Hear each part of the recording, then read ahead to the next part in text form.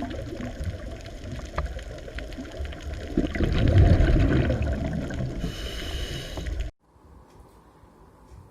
વિદ્યાર્થી મિત્રો, જો આપણે આપણું પ્રકરણ નંબર 7 પૂરું કરી ગયા. હવે આપણા એકમ નંબર 4 ઉપર જઈએ, વનસ્પતિ દેહ ધર્મ વિદ્યા ઉપર. આ એકમમાં આપણને 5 પ્રકરણો આપેલા છે. 5 પૈકીનું પહેલું પ્રકરણ છે પ્રકરણ નંબર 11, વનસ્પતિઓમાં વહન. એનાથી શરૂઆત કરીએ આપણે. જો આપણે આપણી આસપાસ મોટા મોટા વૃક્ષોને જોયા છે અને આપણે એ પણ જાણીએ છીએ કે વૃક્ષોને પણ જીવંત રહેવા માટે પાણીની આવશ્યકતા રહી. પણ ક્યારે આપણે એવું વિચાર્યું છે કે જમીનમાંથી પાણી છેક વૃક્ષની ટોચ સુધી કેવી રીતે પહોંચી જાય? ધારો કે 100 ફૂટ ઊંચું વૃક્ષ છે તો એ પણ જમીનની અંદરથી પાણી શોષી અને છેક ટોચ સુધી પહોંચાડે જ છે. તો એ વિચાર કરો કે આપણે 100 ફૂટ ઊંચાઈએ પાણીને ધકેલવું હોય તો ઘણી બધી ઇલેક્ટ્રિસિટી વાપરવી પડે, પંપ જોઈએ, મોટર જોઈએ અને ઇલેક્ટ્રિક ઉર્જા વાપરવી પડે. પણ વૃક્ષોમાં તો આવી કોઈ સુવિધા નથી, છતાં પણ આટલી ઊંચાઈએ કેમ પદાર્થો પહોંચી જાય છે? પર્ણો દ્વારા જે ખોરાક બને છે એનું વહન પ્રકાંડ અને મૂળ સુધી થાય છે. તો આ બધા પ્રશ્નો વિશે આપણે ક્યારેય વિચારતા નથી, પણ એ હકીકતો છે કે મોટા મોટા વૃક્ષોમાં પણ ખોરાક, પાણી, ખનિજો એ બધાનું મૂળથી ઉપર તરફ અને પર્ણોથી મૂળ સુધી વહન થાય જ છે.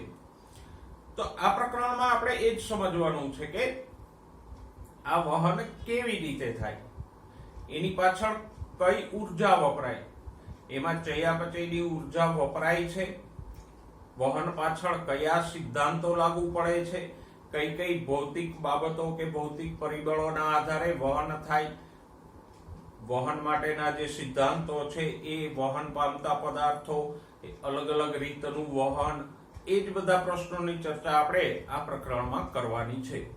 શરૂઆતમાં આપણે વહનની પ્રાથમિક ચર્ચા કરશું, દાખલા તરીકે વહનના પ્રકારો વગેરે, અને પછી વહનના સિદ્ધાંતોની વાત કરશું. તો શરૂ કરીએ આપણું પ્રકરણ. જો પ્રસ્તાવનામાં આપણને એકાદ બે મહત્વની બાબતો આપી છે એ છે, સૌથી પહેલું તો એ વાત કરી લે કે વહન પામતા પદાર્થો વનસ્પતિમાં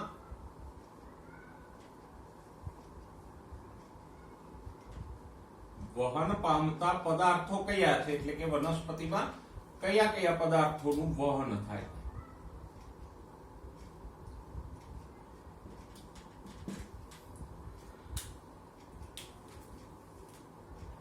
તો કે સૌથી પહેલું તો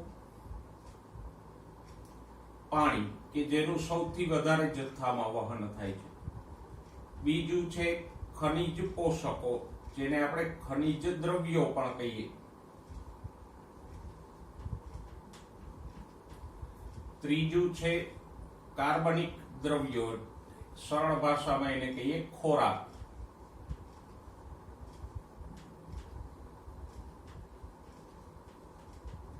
કાર્બનિક ઘટકો કે કાર્બનિક પદાર્થો એટલે ખોરાક. અને ચોથા છે વનસ્પતિ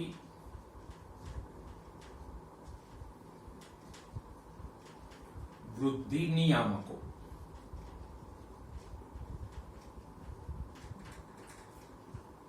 PGR, પ્લાન્ટ ગ્રોથ રેગ્યુલેટર્સ. એને વનસ્પતિ અંતઃસ્ત્રાવો અથવા તો ફાઇટો હોર્મોન્સ પણ કહેવાય. હોર્મોન એટલે અંતઃસ્ત્રાવો અને ફાઇટો શબ્દ વનસ્પતિ સૂચવે. તો ફાઇટો હોર્મોન્સ એટલે વનસ્પતિ અંતઃસ્ત્રાવો. તો મુખ્ય આ 4 પદાર્થોનું વનસ્પતિમાં વહન થાય. કયા કયા 4? પાણી, ખનિજ પોષકો, કાર્બનિક ઘટકો અને વૃદ્ધિ અંતઃસ્ત્રાવો કે વૃદ્ધિ નિયામકોનું વહન થાય. હવે વહનના અંતરની વાત કરીએ તો અંતરના આધારે વહનને આપણે 2 પ્રકારોમાં વહેંચી શકીએ.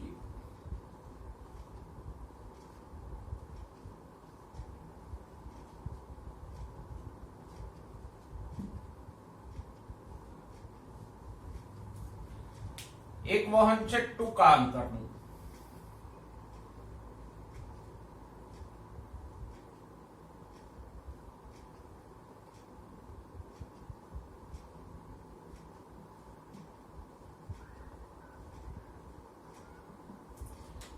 અને બીજા પ્રકારનું છે લાંબા અંતરનું.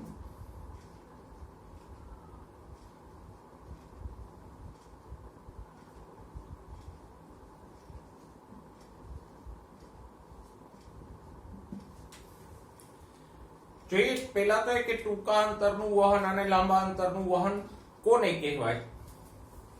તો કે ટૂંકા અંતરનું વહન એવું છે કે જેમાં પદાર્થ એક કોષથી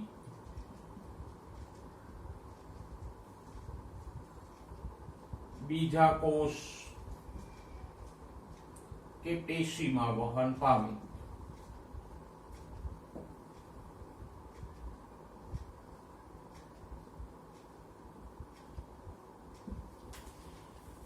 તો એને શું કહેવાય? ટૂંકા અંતરનું વહન. દાખલા તરીકે મૂળની અંતઃસ્થ રચના આપણે ભણી ગયા. તો જમીનમાંથી પાણી મૂળ રોમમાં આવે, પછી આ મૂળ રોમનું પાણી બાહ્યકના કોષોમાં આવે, બાહ્યકમાંથી અંતઃસ્તરના કોષોમાં આવે. તો આમ એક કોષમાંથી બીજા કોષમાં કે એક પેશીમાંથી બીજી પેશીમાં જાય, અંતઃસ્તરમાંથી પછી જલવાહક પેશીમાં જાય. તો આ જે વહન છે એને શું કહેવાય? ટૂંકા અંતરનું વહન. સમજાઈ ગયું બરાબર? તો એક કોષમાંથી બીજા કોષમાં કે એક પેશીમાંથી બીજી પેશી સુધી જ વહન થતું હોય. દાખલા તરીકે મૂળ રોમથી બાહ્યકના કોષો, બાહ્યકના કોષોથી જલવાહક પેશી, એવું જે વહન થાય છે એને આપણે શું કહીશું? ટૂંકા અંતર. અને ટૂંકા અંતરનું વહન કઈ રીતે થાય? તો કે સામાન્ય ટૂંકા અંતરનું વહન પ્રસરણ દ્વારા કે કોષરસીય પ્રવાહ દ્વારા થાય.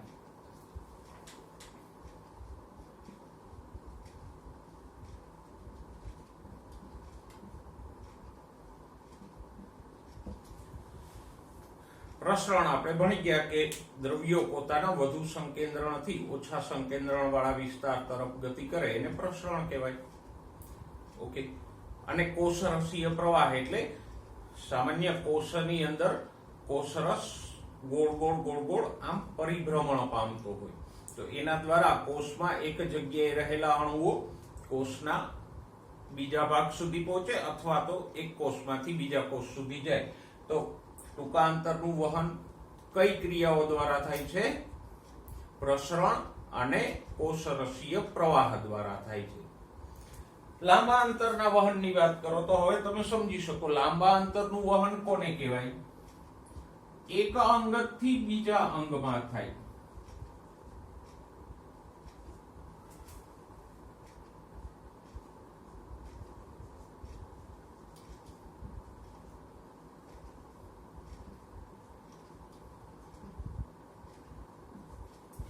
દાખલા તરીકે મૂળની જલવાહકમાં રહેલું પાણી અને ખનિજ દ્રવ્યો પ્રકાંડમાં કે પર્ણની જલવાહક સુધી પહોંચે તો એને શું કહેવાય? લાંબા અંતરનું વહન. પર્ણમાં બનેલો ખોરાક અનવાહક પેશી દ્વારા મૂળ સુધી પહોંચે કે પ્રકાંડ સુધી પહોંચે તો એને શું કહેશું? લાંબા અંતરનું વહન. લાંબા અંતરના વહન માટે પ્રસરણ કે કોષરસીય પ્રવાહ ઉપયોગી ન થાય. એ વાહક પેશીઓ દ્વારા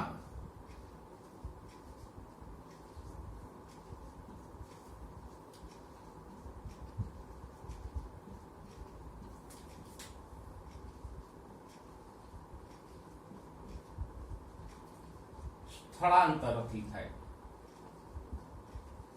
કઈ ક્રિયાથી થાય? સ્થળાંતરણથી. અને એમાં વાહક પેશીઓ એટલે કે અનવાહક જલવાહક ભાગ લે. ટૂંકા અંતરના વહનમાં અનવાહક જલવાહક ભાગ લેતી નથી. તો વહનના અંતરને આધારે આપણે બે પ્રકારો પડ્યા કે આ ટૂંકા અંતરનું વહન અને લાંબા અંતરનું વહન. ખાસ યાદ રાખજો, ટૂંકા અંતરનું વહન કઈ ક્રિયાઓથી થાય છે? પ્રસરણ અને કોષરસી પ્રવાહથી. અને લાંબા અંતરનું વહન કઈ ક્રિયાઓથી થાય છે? સ્થળાંતરણની ક્રિયાથી. અને કોના દ્વારા થાય છે? વાહક પેશીઓ એટલે જલવાહક અને અનવાહક પેશી દ્વારા લાંબા અંતરનું વહન થાય. હવે વાત કરીએ વહનની દિશાની.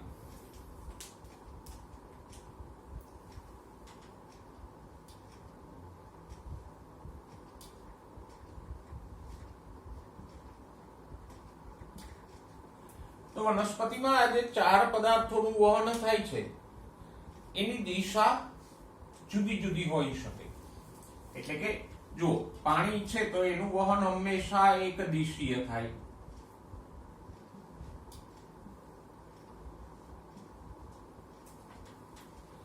કેવી રીતે? તો કે પાણી હંમેશા જમીનમાંથી મૂળ દ્વારા શોષાય અને ઉપર તરફ જાય, પર્ણો તરફ. ક્યારેક પર્ણોમાંથી પાણી નીચે તરફ ન આવે. એટલે પાણીનું વહન હંમેશા કેવું હોય?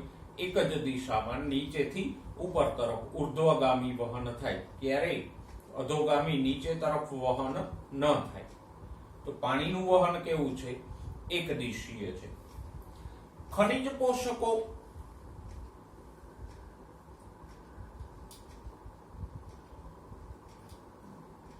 બહુદિશીય વહન પામે. કેવી રીતે? તો કે ખનિજ તત્વો પાણી સાથે શોષાય અને પછી વહન પામી અને દાખલા તરીકે પર્ણમાં ગયા. એક કેલ્શિયમ આયન છે ઉદાહરણ તરીકે, તો એ જમીનમાંથી શોષાણો અને કોઈ પર્ણમાં એ ઉપયોગમાં લેવાનો.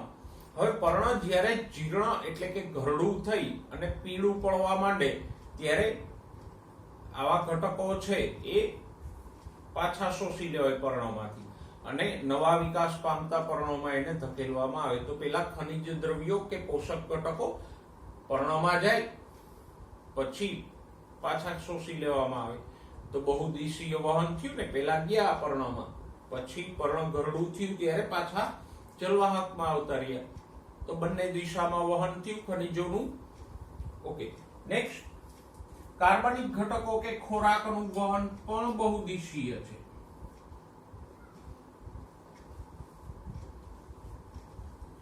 કેવી રીતે? તો કે પર્ણમાં ખોરાક બને એ મૂળમાં સંગ્રહાય. ઘણા બધા મૂળો જુઓ, દાખલા તરીકે ડુંગળી, બીટ, ગાજર, એ બધા મૂળ ખોરાકનો સંગ્રહ કરે. ડુંગળીમાં પર્ણતલ ખોરાકનો સંગ્રહ કરશે. એવી જ રીતે બીજની અંદર ખોરાકનો સંગ્રહ થાય. તો પહેલા પર્ણમાંથી ખોરાક બીજમાં, મૂળમાં કે બટાકા જેવા પ્રકાંડની અંદર સંગ્રહાય. તો પર્ણમાંથી બીજ, મૂળ કે પ્રકાંડમાં વહન પામ્યું. પછી તો કે સમય જતા પર્ણો સુકાઈ જાય અને એ જે ખોરાક સંગ્રહી પ્રકાંડ, મૂળ કે બીજ હોય એ એમને રહે અને એમાંથી નવા પર્ણો ઉત્પન્ન થાય ત્યારે પાછું ખોરાક એ મૂળ, બીજ કે પ્રકાંડમાંથી પર્ણ તરફ જાય છે. ભલે એક પર્ણમાંથી આવ્યો અને બીજા પર્ણમાં ગયો, પણ વહન તો બે દિશામાં થાય છે ને. પર્ણથી મૂળ, મૂળથી પર્ણો તરફ સમજાય છે. પર્ણથી બીજ, બીજથી પાછા નવા ઉત્પન્ન થતા પર્ણો તરફ. તો આમ ખોરાકનું વહન પણ કેવું છે? બહુદિશીય કે દ્વિદિશીય છે. વનસ્પતિ નિયામકો, ગ્રોથ રેગ્યુલેટર્સ નું વહન કેવું છે? એક દિશીય છે.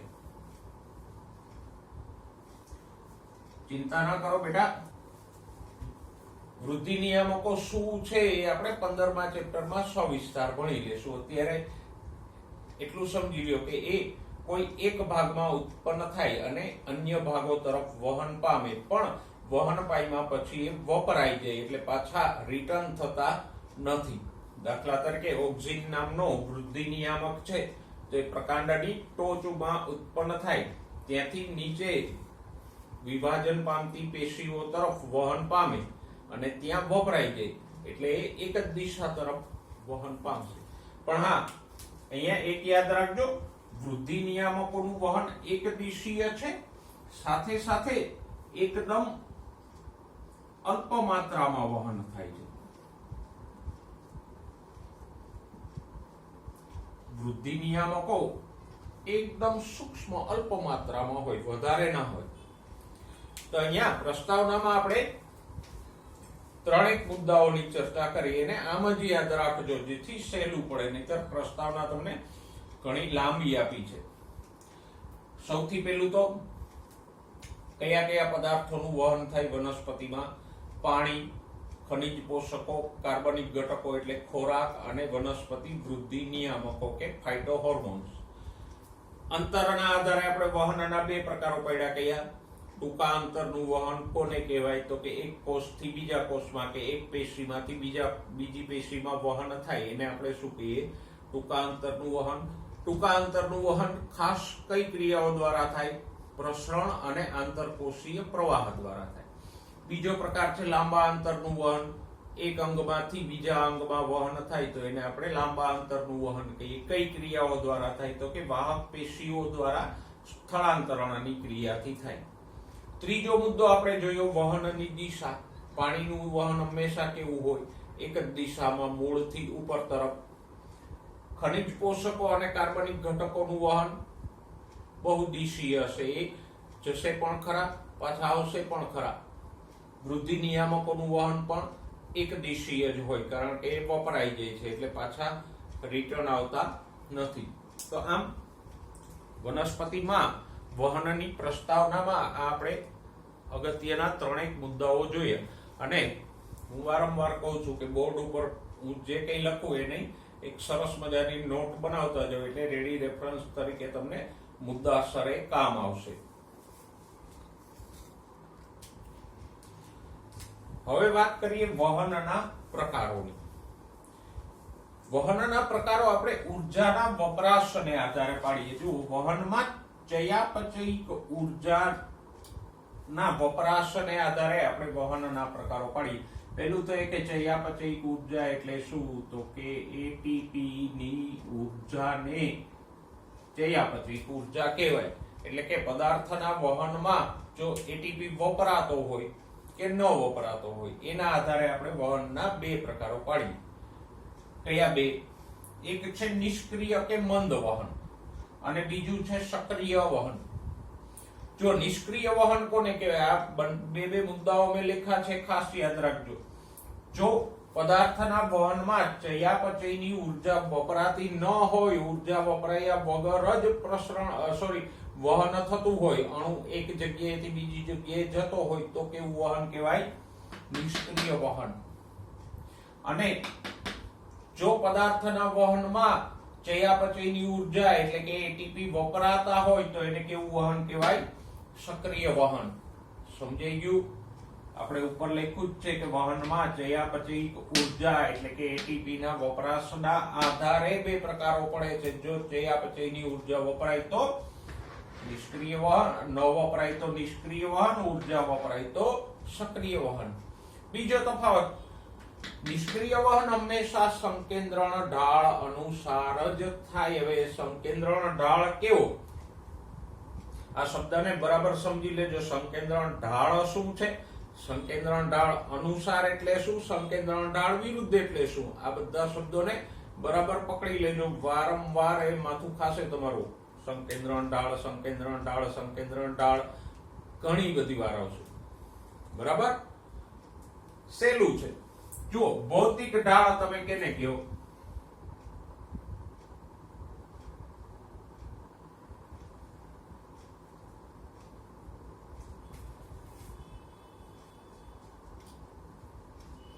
વધુ ઊંચાઈથી ઓછી ઊંચાઈ. આ શું થયો? ઢાળ થયો ને. સંકેન્દ્રણ ઢાળ કોને કહેવાય? સિમ્પલ છે. વધુ સંકેન્દ્રણ. સંકેન્દ્રણ એટલે સાંદ્રતા.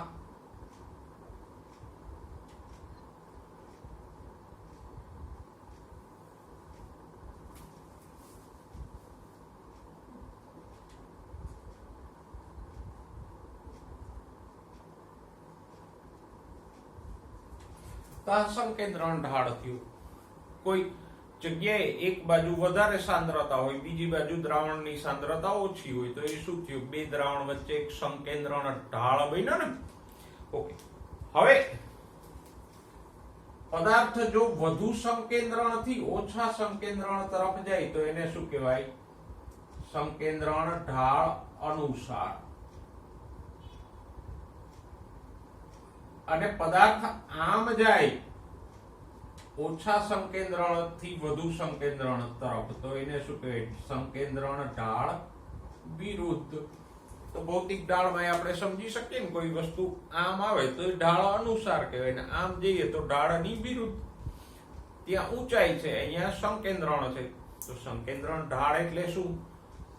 વધુ સંકેન્દ્રણથી ઓછું સંકેન્દ્રણ, જે તફાવત બન્યો એ સંકેન્દ્રણ ઢાળ. એવો કોઈ ઢાળ આપણને દેખાય નહીં, પણ ઢાળ જ છે તો ખરો. અને અણુ વધુ સંકેન્દ્રણથી ઓછા સંકેન્દ્રણ તરફ જાય તો સંકેન્દ્રણ ઢાળ અનુસાર કહેવાય, અને ઓછા સંકેન્દ્રણથી વધુ સંકેન્દ્રણ તરફ જાય તો સંકેન્દ્રણ ઢાળ વિરુદ્ધ કહેવાય. મૂળ મુદ્દા ઉપર પાછા આવીએ. નિષ્ક્રિય વહનના બે પ્રકારો પડે. નિષ્ક્રિય વહન કોને કહેશું? તો કે એમાં ચયાપચયની ઉર્જા એટલે કે એટીપી વપરાતા નથી. અને બીજું, એ હંમેશા સંકેન્દ્રણ ઢાળ અનુસાર જ થાય, ત્યારે આમ એમાં વિરુદ્ધ વહન થાય નહીં. નંબર 2, સક્રિય વહન કોને કહેશું? તો કે એમાં ચયાપચયની ઉર્જા વપરાય અને સંકેન્દ્રણ ઢાળ વિરુદ્ધ પણ થઈ શકે, એટલે કે અણુઓ ઓછા સંકેન્દ્રણથી વધુ સંકેન્દ્રણ તરફ પણ સક્રિય વહન દ્વારા જઈ શકે. ઓકે. નિષ્ક્રિય વહનના બે પેટા પ્રકારો છે, પ્રસરણ અને સાનુકૂલિત પ્રસરણ. પ્રસરણને સાદું પ્રસરણ પણ કહેવાય, સાદું કે સરળ પ્રસરણ પણ કહેવાય.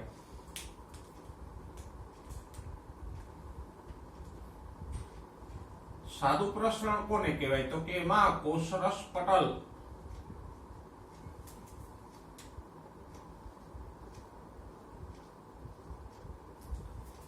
કે પટલના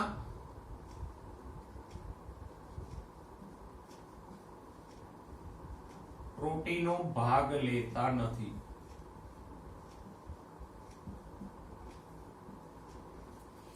તો જેમાં કોષરસ પટલના પ્રોટીનો ભાગ ન લે તો એને શું કહેવાય? પ્રસરણ અથવા સાદું પ્રસરણ. અને જે પ્રસરણમાં કોષરસ પટલના પ્રોટીનો ભાગ લે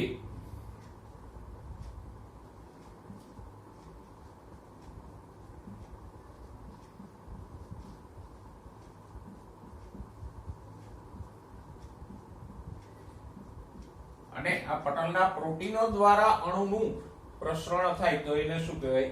મસાલાવાળું પ્રસરણ, સાનુકૂલિત પ્રસરણ. બરાબર. તો નિષ્ક્રિય વહનના બે પ્રકારો છે, કયા? સાદું પ્રસરણ અને મસાલાવાળું પ્રસરણ. સક્રિય વહનના કોઈ પ્રકારો નથી. તમારા પુસ્તકમાં તમને સીધા 3 પ્રકારો આપ્યા છે, પહેલો, બીજો અને ત્રીજો. મેં થોડા ફેરફારથી પ્રકારો પાડ્યા છે, પણ આ નોંધને સરસ રીતે ટપકાવી લેજો. બરાબર. ભલે અત્યારે નહીં તો વિડીયો જોઈને. ઓકે. હવે આપણે વહનના પ્રકારોની સવિસ્તાર ચર્ચા કરીએ. આપણે વહનના કુલ 3 પ્રકારો પાડ્યા, પ્રસરણ, સાનુકૂલિત પ્રસરણ અને સક્રિય વહન. એમાંથી પહેલા જોઈએ પ્રસરણ. બહુ સરળ શબ્દોમાં પહેલા તમને સમજાવી દઉં કે પ્રસરણ એટલે શું. તો કે પદાર્થના અણુઓ પોતાના વધુ સંકેન્દ્રણ વાળા વિસ્તારથી ઓછા સંકેન્દ્રણ વાળા વિસ્તાર તરફ ગતિ કરે એને શું કહેવાય? પ્રસરણ. અને એમાં પણ સામાન્ય રીતે વાયુ કે પ્રવાહીનું પ્રસરણ વિશેષ થશે. તો પદાર્થના અણુઓ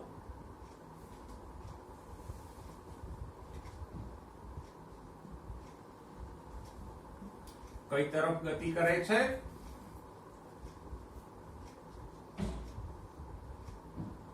વધુ સંકેન્દ્રણથી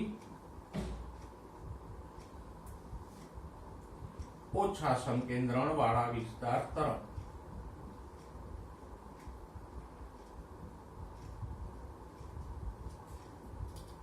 એને શું કહેવાય? પ્રસરણ. પાણીમાં શાહીનું પ્રસરણ. પાણીનું એક પાત્ર ભરેલું હોય,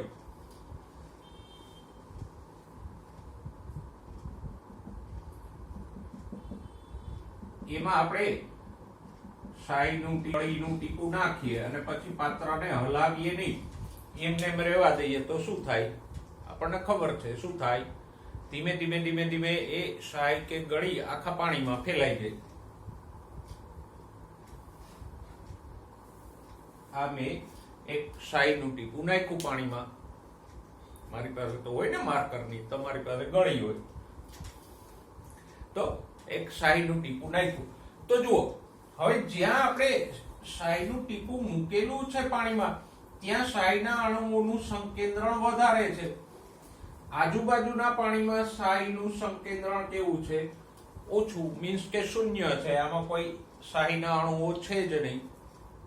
તો આ વિસ્તારમાં શાહીના અણુઓનું સંકેન્દ્રણ વધુ છે, અહીંયા ઓછું છે.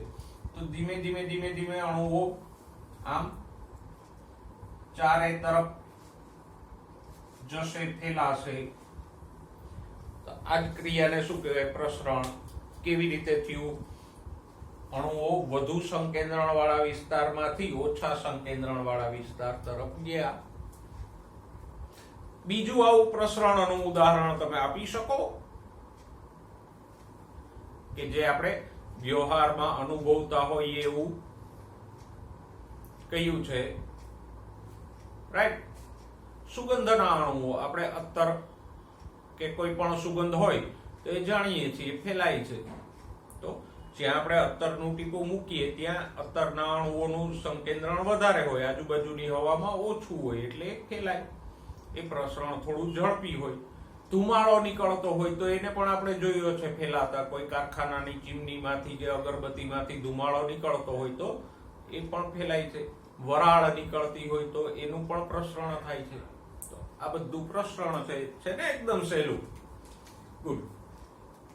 હવે આપણે વનસ્પતિમાં પ્રસરણની વાત કરીએ તો પ્રસરણ એક તો નિષ્ક્રિય વહનનો પ્રકાર છે, એટલે એમાં કોઈ ચયાપચયની ઉર્જા નહીં વપરાય, એટીપી વપરાશે નહીં, અને હંમેશા વધુ સંકેન્દ્રણથી ઓછા સંકેન્દ્રણ તરફ જ અણુઓ જશે.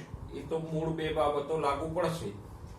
તો વનસ્પતિમાં કોષના એક ભાગમાંથી અણુઓ બીજા ભાગમાં જઈ શકે. જેમ અહીંયા શાહીના પાત્રમાં, પાણીના પાત્રમાં શાહી ફેલાય છે, એવી જ રીતે કોષમાં દાખલા તરીકે કોઈ અણુઓનું સંકેન્દ્રણ અહીંયા વધારે છે, આજુબાજુના વિસ્તારમાં એ અણુઓ ઓછા છે, તો પછી આમ પ્રસરણ થશે. એવી જ રીતે કોષમાંથી બીજા કોષમાં પણ થઈ શકે કે અહીંયા અમુક અણુઓનું સંકેન્દ્રણ વધારે છે, આમાં એ અણુઓ ઓછા છે બીજા કોષમાં, તો અહીંથી આ બે અણુઓ જશે. તો વનસ્પતિમાં પણ આવા જ પ્રસરણથી વહન થઈ શકે. કોષમાં એક જગ્યાએથી બીજી જગ્યાએ કે કોષમાંથી બીજા કોષમાં પ્રસરણથી વહન શક્ય બને ને. ઓકે. જો પ્રસરણથી વહન ટૂંકા અંતરનું જ થાય, લાંબા અંતરનું ન થાય, કારણ કે પ્રસરણ એકદમ ધીમી ક્રિયા છે. જો પ્રસરણથી અણુઓને આપણે ઉપર મોકલવા જઈએ તો એમાં વર્ષો લાગી જાય, કારણ કે એક નાનકડા પાત્રમાં શાહીનું ટીપું પ્રસરે, એનું ક્યારેક નિરીક્ષણ કરો તો ખબર પડે કે એને ઘણો બધો સમય લાગે, કલાકો થાય ત્યારે એ શાહી પાણીમાં પ્રસરી ગઈ. તો પ્રસરણથી વહન ટૂંકા અંતરનું જ થાય, લાંબા અંતરનું વહન પ્રસરણથી શક્ય બનતું નથી. ઓકે. જો એક શબ્દ આપ્યો છે કે પર્ણના આંતરકોષીય સ્થાનથી બાહ્ય પર્યાવરણ સુધી કોઈ પણ દિશામાં પ્રસરણ થઈ શકે. આપણે થોડા મુદ્દાઓ ટપકાવતા જઈએ કે પ્રસરણની વ્યાખ્યા તો આપણે લખી. પહેલો મુદ્દો, પ્રસરણથી ફક્ત ટૂંકા અંતરનું વહન થાય.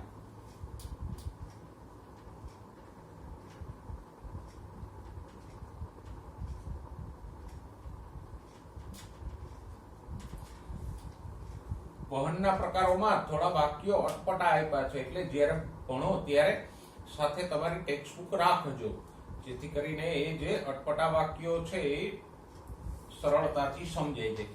આ પહેલી વાત, પ્રસરણથી વહન ફક્ત ટૂંકા અંતરનું જ થાય, લાંબા અંતરનું ન થાય. બીજું, પ્રસરણ પર્ણ કે કોઈ પણ ભાગના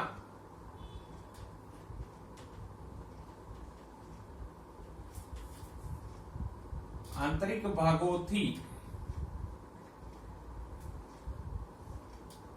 પર્યાવરણમાં થશે. એવી જ રીતે પર્યાવરણમાંથી પર્ણના આંતરિક ભાગોમાં પણ વહન થાય. જો પર્ણના આંતરકોષીય સ્થાન એટલે કે આંતરકોષીય અવકાશોથી પર્યાવરણમાં પણ વહન થઈ શકે અને એનાથી વિરુદ્ધ પર્યાવરણથી પર્ણની અંદર પણ વહન થાય. સાદી રીતે ઉદાહરણ લ્યો તો જ્યારે વનસ્પતિ પ્રકાશ સંશ્લેષણ કરતી હોય ત્યારે પર્ણના આંતરિક ભાગોમાંથી O2 ક્યાં જાય? પર્યાવરણમાં જાય. એવી જ રીતે પ્રકાશ સંશ્લેષણ થતું હોય ત્યારે CO2 પર્યાવરણમાંથી આંતરિક ભાગોમાં પર્ણની અંદર પ્રવેશે કે ન પ્રવેશે. એવી જ રીતે વનસ્પતિ બાષ્પોત્સર્જન કરતી હોય ત્યારે પાણીની વરાળ એટલે કે બાષ્પ પર્ણના આંતરિક ભાગોમાંથી પર્યાવરણમાં વહન પામે. સમજાઈ ગયું? તો આમ પ્રસરણ કોઈ પણ ભાગમાં થાય. એક કોષમાં કોષની અંદર પણ થાય, એક કોષમાંથી બીજા કોષમાં થાય અને પર્ણમાંથી કે કોઈ અંગમાંથી પર્યાવરણમાં પણ પ્રસરણથી દ્રવ્ય જાય અને પર્યાવરણમાંથી અંદર પણ પ્રવેશી શકે. ઓકે. જો શ્વસનમાં આપણે અળસિયામાં શ્વસનની વાત કરીએ ને પ્રસરણ દ્વારા ત્વચાથી થાય તો એ પણ આમ જ થાય. ઓક્સિજન પ્રસરણથી ત્વચાના કોષોમાં જાય, CO2 પ્રસરણથી કોષોમાંથી પર્યાવરણમાં જાય. ઓકે. પ્રસરણમાં ઊર્જા વપરાતી નથી, પણ ઊર્જા ખાસ ચયાપચયની ઊર્જા વપરાતી નથી. ભૌતિક ઊર્જા તો દરેક વહનમાં વપરાશે. ચયાપચયની ઊર્જા એટલે કે એટીપી વપરાતા નથી. ઓકે. પ્રસરણમાં અણુઓ અનિયમિત રીતે વહન પામે.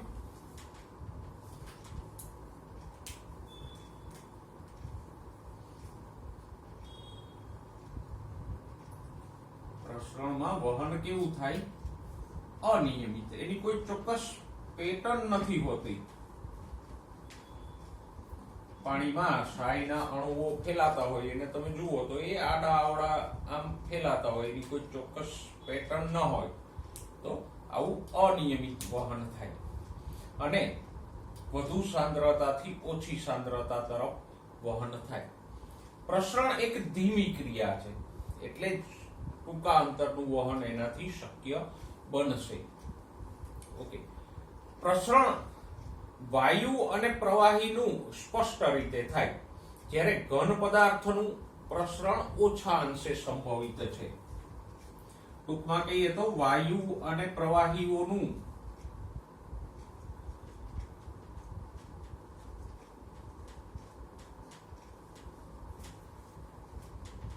પ્રસરણ સરળતાથી થાય.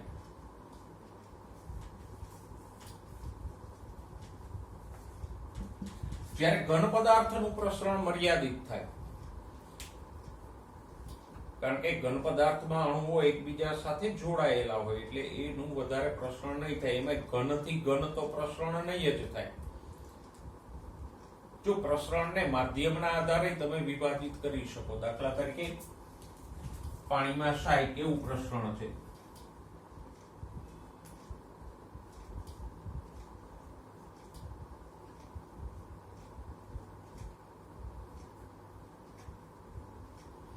તો કે એ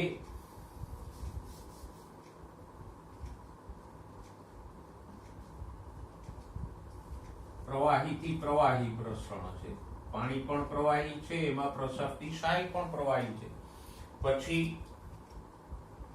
સુગંધ, હવામાં સુગંધ ફેલાય તો એ કેવું પ્રસરણ છે?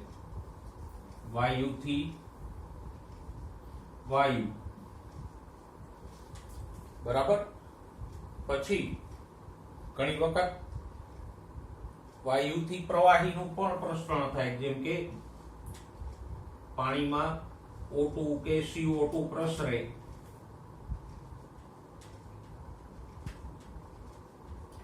તો એ કેવું થયું? વાયુથી પ્રવાહીનું પ્રસરણ થયું. અલગ અલગ રીતે પ્રસરણ થાય, પણ ઘન પદાર્થોનું પ્રસરણ ઓછા અંશે સંભવે. ઓકે, હવે આના આધારે આપણે કહી શકીએ, જો સૌથી ઝડપી પ્રસરણ કોનું છે થાય? પ્રસરણના વેગની વાત કરીએ તો સૌથી ઝડપી પ્રસરણ વાયુનું થાય. પ્રવાહીનું પ્રસરણ એનાથી ધીમું હોય, અને ઘન પદાર્થોનું પ્રસરણ થતું હોય તો પણ સૌથી ધીમું થાય. એટલે વાયુઓનું પ્રસરણ ઝડપથી થાય છે. સુગંધ ફેલાય છે તો એ જલ્દીથી પ્રસરે છે ને. તો આપણે આ પ્રસરણની ચર્ચા કરી. હવે પ્રસરણ ઉપર અસર કરતા અમુક પરિબળોની વાત કરી લઈએ. તો પ્રસરણ દર શેના આધારિત છે? એટલે કે પ્રસરણનો વેગ છે, દર શેના આધારિત છે? તો કે સૌથી પહેલું તો સંકેન્દ્રણ ઢાળ. જેમ વધારે એમ પ્રસરણ વધુ.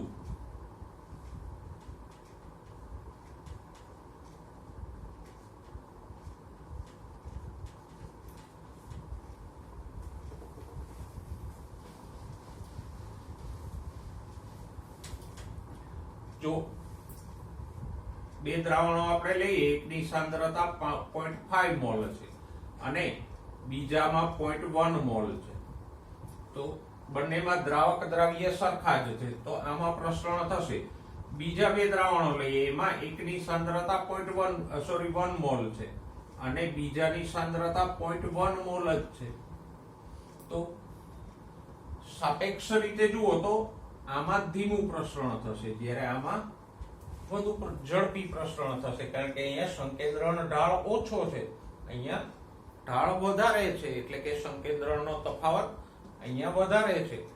તો જેમ સંકેન્દ્રણ ઢાળ વધારે કે સાંદ્રતાનો તફાવત વધારે, એમ પ્રસરણ ઝડપી થશે. સમજાઈ ગયું? બીજું જુઓ, બે દ્રાવણોની વચ્ચે જો પટલ હોય, એટલે કે જ્યારે આપણે કોષમાં પ્રસરણની વાત કરતા હોય તો પટલની પ્રવેશશીલતા પણ પ્રસરણ ઉપર અસર કરે. દાખલા તરીકે અમુક પટલો છે પ્રવેશશીલ હોય, અણુઓને સરળતાથી આરપાર જવા દે. કોષરસ પટલ અર્ધ પ્રવેશશીલ કે પસંદગીમાન પ્રવેશશીલ છે, પસંદગીના અણુઓને જ આરપાર જવા દેશે.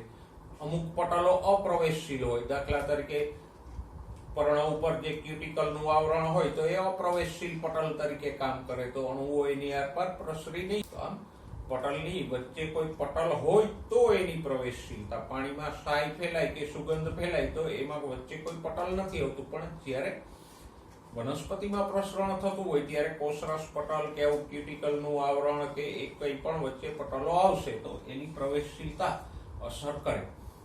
ઓકે, તાપમાન ત્રીજું પરિબળ કયું છે પ્રસરણ દર ઉપર અસર કરતું?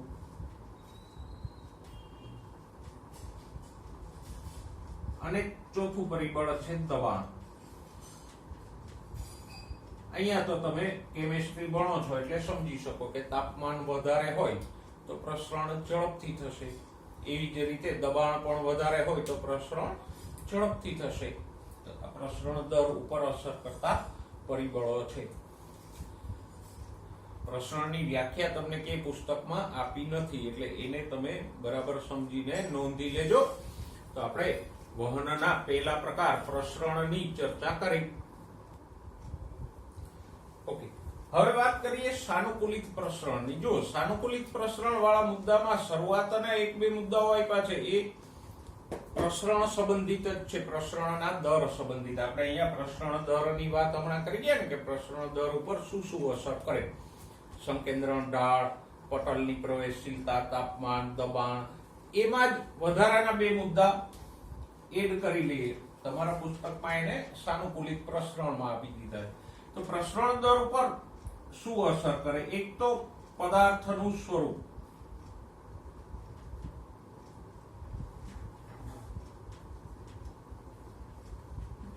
ઘન, પ્રવાહી કે વાયુ, તો એ પણ આપણે અહીંયા લખી ગયા હતા કે વાયુ પદાર્થોનું પ્રસરણ ઝડપી હોય, પ્રવાહી પદાર્થોનું પ્રસરણ ધીમું હોય. અને બીજું અણુનો આકાર, પ્રસરણ પામતા અણુનો આકાર કે કદ.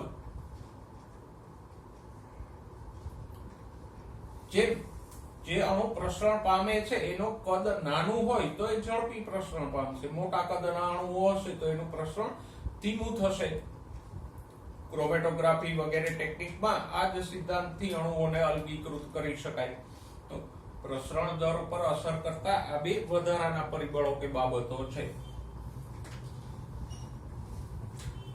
હવે સાનુકૂલિત પ્રસરણ ઉપર આવીએ. ખાસ યાદ રાખજો, સાનુકૂલિત પ્રસરણ કોને કહેવાય? તો કે કોષરસ પટલના પ્રોટીનો દ્વારા થાય તો એને સાનુકૂલિત પ્રસરણ કહેવાય. એટલે ફક્ત કોષને જ સાનુકૂલિત પ્રસરણ લાગુ પડશે, કોષ સિવાય ક્યાંય સાનુકૂલિત પ્રસરણ થઈ શકશે નહીં. જો અહીંયા એક કોષ દોરેલો છે અને એના કોષરસ પટલનો એક વિસ્તાર અહીંયા આપણે વિસ્તૃત કરીને દોર્યો છે. તો સામાન્ય કોષરસ પટલની રચના કેવી હોય? તો કે એમાં આવા દ્વિસ્તરીય લિપિડના અણુ હોય, બે સ્તરમાં. આ એક સ્તર, આ બીજું સ્તર. આ ફોસ્ફોલિપિડના અણુઓ છે, એક શીર્ષ અને બે પૂંછડી વાળા. પણ લિપિડના અણુઓની વચ્ચે વચ્ચે આવા પ્રોટીનના અણુઓ પણ રહેલા હોય. તો આ પ્રોટીન દ્વારા અણુનું સંકેન્દ્રણ ઢાળ અનુસાર વહન થાય તો એને શું કહીશું? સાનુકૂલિત પ્રસરણ. સમજાઈ ગયું? કોષરસ પટલના આ પ્રોટીનો દ્વારા અણુનું પ્રસરણ થાય તો સાનુકૂલિત પ્રસરણ કહેવાય. હવે સાનુકૂલિત છે પણ પ્રસરણ જ છે ને, તો પછી એમાં ચયાપચયની ઉર્જા વપરાતી નથી. નેક્સ્ટ, આ પણ હંમેશા કેવું થશે? સંકેન્દ્રણ ઢાળ અનુસાર જ થશે. એટલે કે વધુ સંકેન્દ્રણથી ઓછા સંકેન્દ્રણ તરફ જ થશે, કારણ કે છે તો પ્રસરણ જ, ભલે પટલના પ્રોટીનોથી થાય છે. તો શું થઈ ગયું? હવે એક મુદ્દો તમને આપ્યો છે કે આ પટલના પ્રોટીનોથી પ્રસરણની શું જરૂર પડી ભાઈ? ઘણા બધા અણુઓ તો અહીંથી આમ જતા રહીએ છે, તો અમુક વળી અહીંથી કેમ જાય છે? અહીંથી વહી ગયા હોત તો આપણે એક મુદ્દો ભણવો તો ઓછો પડત. તો જો આ અણુઓ કયા છે? લિપિડના, ફોસ્ફોલિપિડના અણુઓ છે. એટલે કોષમાં પ્રવેશતા જે અણુઓ, ખાસ ધ્યાનમાં રાખજો, લિપિડ દ્રાવ્ય હોય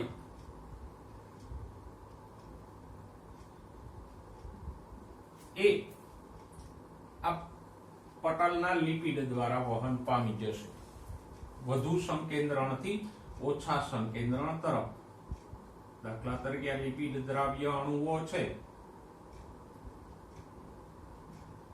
જેને જલવિતરાગી પણ કહી શકાય. ચરબીમાં દ્રાવ્ય હોય, પાણીમાં ન દ્રાવ્ય હોય તો જલવિતરાગી કે લિપિડ દ્રાવ્ય અણુઓ આમ જતા રહેશે અને અહીંથી પ્રસરણ પામે તો એને શું કહેવાય?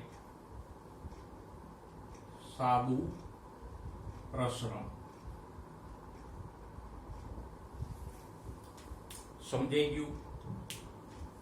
કારણ તમે સમજી શકો કે લિપિડ દ્રાવ્ય અણુઓ લિપિડમાં થઈને શું કામે જાય છે? તો કે લિપિડ ભાઈ એ જતા રહેશે. પણ ઘણા કોષમાં પ્રવેશતા અણુઓ એવા છે કે જે જલ અનુરાગી છે, એટલે કે પાણીમાં દ્રાવ્ય છે, લિપિડમાં દ્રાવ્ય નથી.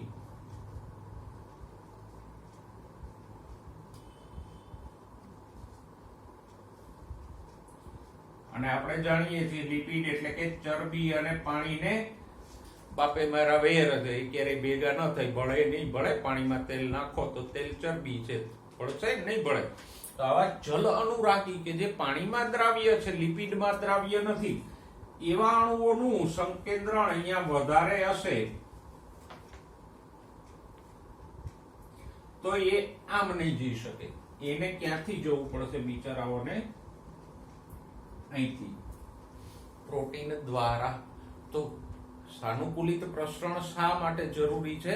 તો કે કોષમાં જે જલ અનુરાગી એટલે કે જલદ્રાવ્ય અણુઓ પ્રવેશે એ લિપિડના પટલમાંથી નહીં જઈ શકે, એને આ પ્રોટીનો દ્વારા જવું પડશે, અને પ્રોટીનો દ્વારા પ્રસરણ થાય તો એને આપણે શું કહીએ?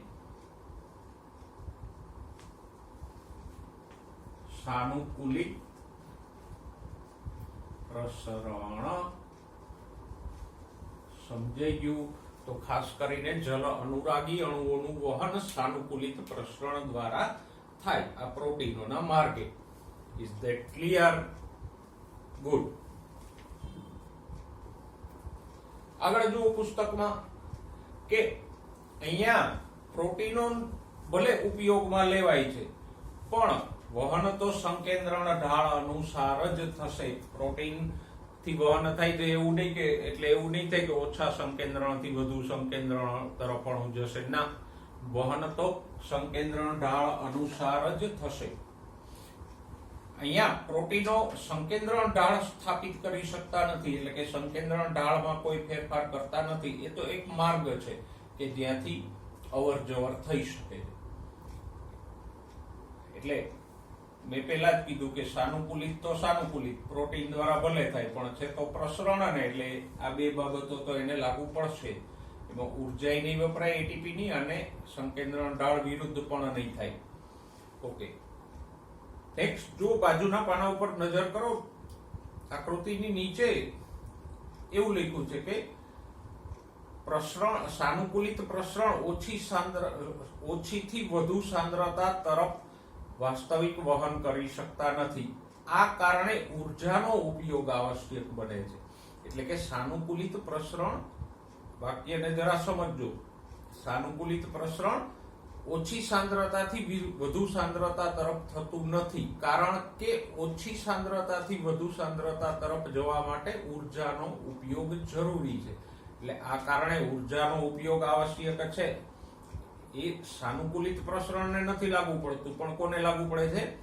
ઓછીથી વધુ સાંદ્રતા તરફ જવું હોય તો ઉર્જાનો ઉપયોગ આવશ્યક છે. એટલે સાનુકૂલિત પ્રસરણમાં ઓછી સાંદ્રતાથી વધુ સાંદ્રતા તરફ વહન થશે નહીં. ઓકે, હવે એનાથી નીચે જુઓ, બધા જ વાહક પ્રોટીનો સક્રિય બને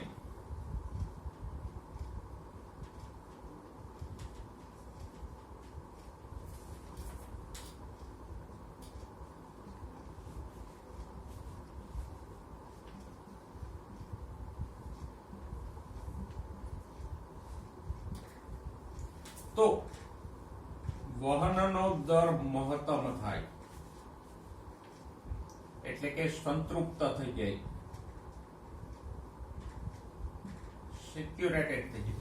જો આવા વાહક પ્રોટીનો તો અલગ અલગ અણુઓ માટે ઘણા બધા સેંકડો વાહકો આવેલા હોય કોષરસ પટલમાં, કઈ એક જ ન હોય.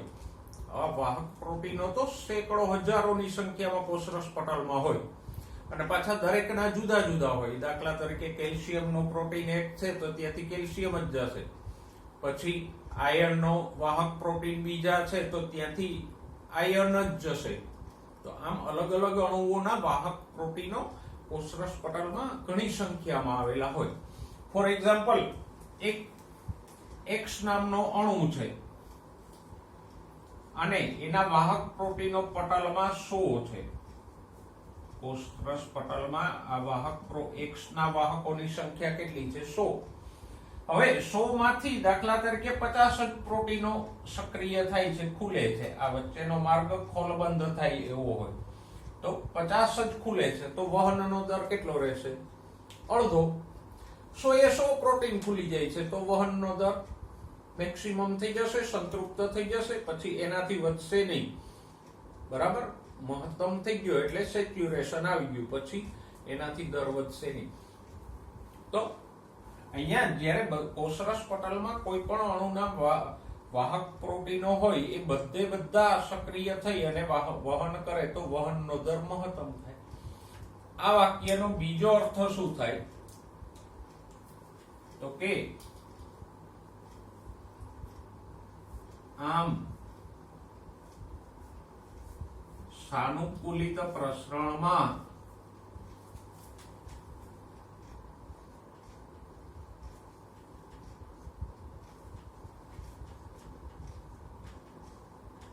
વહનના દરનું નિયમન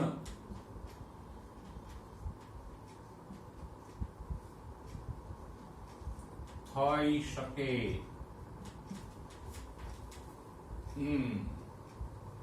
દર ઘટાડવો વધારવો શક્ય બને ને. ઓછો દર કરવો હોય તો ઓછા પ્રોટીનો સક્રિય થાય, વધારે દરે પ્રસરણ કરવું હોય તો વધુ પ્રોટીનો સક્રિય થાય, અને બંધ કરી દેવું આ પ્રોટીનનો માર્ગ બંધ થઈ જાય. પછી ભલે અહીંયા ગમે એટલું સંકેન્દ્રણ હોય પણ આમ નહીં જવાય. પેલા જેવું છે, બારીને અડધી ખોલો તો ઓછી હવા અંદર આવે, વધુ ખોલો તો વધુ હવા અંદર આવશે, બારી બંધ કરી દો તો હવા આવતી બંધ થઈ જશે. એમ અહીંયા વહનના દરનું નિયમન થાય. સાદા પ્રસરણમાં દરનું નિયમન ન થાય. એ તો જે દરે અણુઓ પ્રસરણ પામતા હોય એ પામશે જ. એને ધીમો કરવો, દર વધારવો, બંધ કરવું એવું ત્યાં શક્ય નહીં બને, કારણ કે ત્યાં આવી પ્રોટીન રૂપી બારી નથી. સમજાઈ ગયું? તો આ વાક્યનો બીજો અર્થ શું થાય કે સાનુકૂલિત પ્રસરણમાં વહનના દરનું નિયમન થાય. ઓછા પ્રોટીનો સક્રિય થશે તો ઓછું વહન, ઓછા દરે વહન થશે. વધુ પ્રોટીનો સક્રિય થશે તો વધારે દરથી વહન થશે, અને બધા પ્રોટીનો બંધ થઈ જશે તો પ્રસરણ બંધ. ક્લિયર? ઓકે, જુઓ આગળ. સાનુકૂલિત પ્રસરણ એક વિશિષ્ટ પ્રકારનું છે કે જે કોષને પદાર્થો મેળવવા માટે પસંદગીની તક આપે છે. સાદી ભાષામાં કહીએ તો સાનુકૂલિત પ્રસરણ કેવું છે? પસંદગીમાન છે.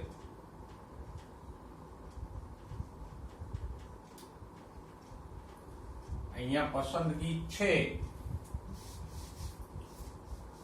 દાખલા તરીકે અહીંયા બે પ્રકારના અણુઓ છે.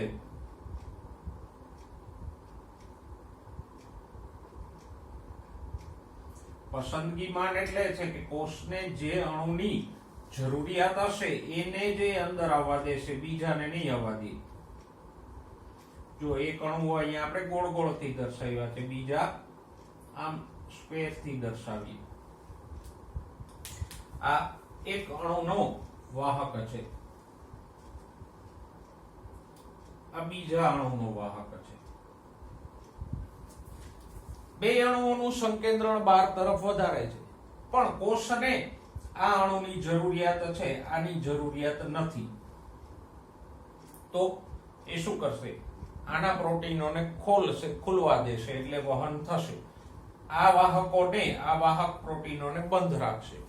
તો અહીંયા ભલે ગમે એટલું વધારે સંકેન્દ્રણ હોય, આ અંદર નહીં જઈ શકે. મેં કીધું એમ કે બારી બંધ કરી દો તો હવા આવતી બંધ થઈ જાય. બહાર ગમે એટલો પવન હોય તોય. તો આ પ્રોટીનની બારી બંધ છે એટલે અણુ આવશે નહીં, અહીંયા આવશે. થઈ ને પસંદગી, એકને આવવા દીધો, બીજા ન આવવા દીધો. સંકેન્દ્રણ તો બેયનું વધારે હતું, છતાંય એક આવ્યો, બીજો કોષમાં ન આવી શક્યો, તો પસંદગીશીલ થયું. પસંદગીમાન વહન એટલે એવું વહન કે જ્યાં કોષ પોતાની જરૂરિયાત કે પસંદગીના અણુઓને અંદર આવવા દે, ન જરૂર હોય એને ન આવવા દે. બરાબર? થિયેટરમાં જાવ તો પ્રોટીનને બદલે પેલો ગેટ કીપર હોય ને, ટિકિટ હોય એના અંદર આવવા દે. ટિકિટ વગર જાવ તો કાઢી મૂકશે. અહીંયા એ કામ કોણ કરે છે? પ્રોટીન. સાદા પ્રસરણમાં પસંદગીશીલતા નથી હોતી. હોય સુગંધના અણુ હોય પ્રસરણ પામે, અને એ જ રૂમમાં ગટરની દુર્ગંધ પ્રસરણ પામે. એમાં પસંદગીશીલતા હોય છે? નથી હોતી. બરાબર? એમાં દરનું નિયંત્રણ પણ નથી હોતું. તો સાનુકૂલિત પ્રસરણમાં આ ત્રણ બાબતો જુદી પડે. કઈ? એક તો સાનુકૂલિત પ્રસરણમાં કોષરસ પટલના પ્રોટીનો ભાગ લે. બીજું, સાનુકૂલિત પ્રસરણમાં દરનું નિયમન થઈ શકે. ત્રીજું, સાનુકૂલિત પ્રસરણમાં પસંદગીશીલતા હોય. સાદા પ્રસરણમાં ત્રણેયમાંથી કાંઈ ન હોય. પ્રોટીન ન હોય, દરનું નિયમન ન થાય, અને પસંદગીશીલતા ન હોય. સમજાઈ ગયું? તો આગળ વધીએ. બરાબર? ઓકે, જો પછી અહીંયા આ પ્રોટીનો અવરોધકો પ્રત્યે સંવેદનશીલ હોય. વાહક પ્રોટીનો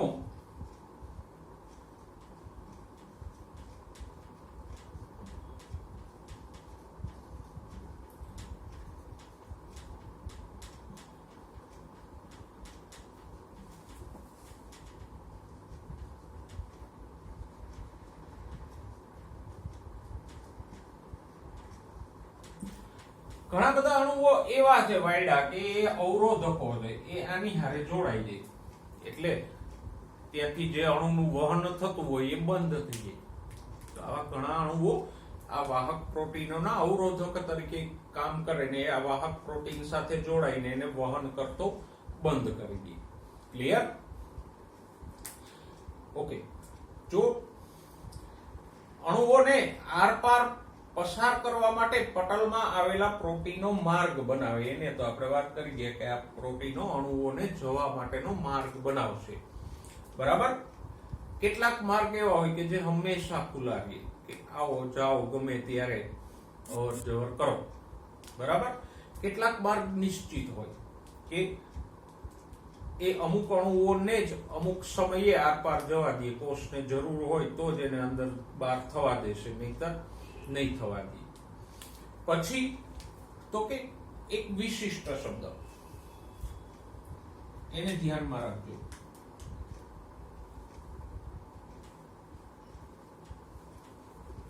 ઘણા પ્રોટીનો પોરિન્સ તરીકે ઓળખાય. પોર એટલે છિદ્ર. ઘણા પ્રોટીનો અહીંયા એવા છે જે બહુ મોટા છિદ્ર વાળા હોય.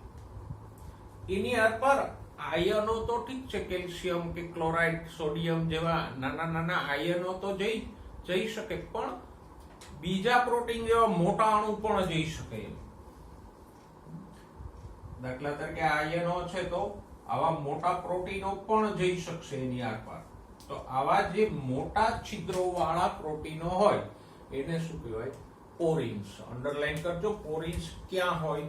ઘણા સૂત્રોમાં હોય, બેક્ટેરિયાના કોષરસ પટલમાં પણ પોરિન્સ આવેલા હોય, અને હરિત કણના એ રંજક દ્રવ્ય કણો એટલે હરિત કણોના પટલમાં પણ આવેલ આવા પોરિન્સ હોય. તો મોટા છિદ્રો વાળા પ્રોટીનને શું કહીશું? પોરિન્સ. બરાબર?